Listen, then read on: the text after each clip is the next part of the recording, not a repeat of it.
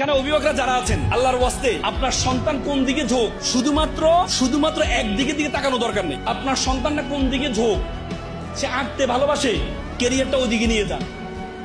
সে খেলতে ভালোবাসে, খেলার দিকে ক্যারিয়ার নিয়ে যান। আমরা মনে করি শুধুমাত্র পড়াশোনা একমাত্র যোগ্যতা না, শুধুমাত্র পড়াশোনা একমাত্র যোগ্যতা না, তবে ন্যূনতম পড়াশোনা তাকে করতে হবে। এজন্য তার স্কুল কলেজ বাদ দিবেন না। সবাই নজরুল হইতে পারবে না পড়াশোনা ছেড়ে দিয়ে। স্কুল কলেজ চলবে, কিন্তু তার যে দিকে ঝোঁক। আমাদের অনেক প্রতিভাবান ছেলে মেয়েরা হারিয়ে যায় শুধুমাত্র তার পরিবারের সাপোর্টের অভাবে। তার পরিবার তাকে সাপোর্ট দেয় না। এজন্য আল্লাহর ওয়াস্তে সন্তানকে সাপোর্ট আপনারা দিবেন। সন্তান যে দিকে ঝোঁক, সন্তানকে বলে তিন ধরনের মানুষ আছে আমাদের, তিন ক্যাটাগরির মানুষ আছে। একটা হচ্ছে টুরিস্ট মেন্টালিটি, একটা হচ্ছে পিজনাল মেন্টালিটি, আর একটা প্যাশনেট মেন্টালিটি। পিজনাল মেন্টালিটি মানে জেলখানার মেন্টালিটি মানে মা বাবা বলছে তোমাকে এটা করতেই হবে, জেলখানার মনে করে তুমি সেটা করতে যাও।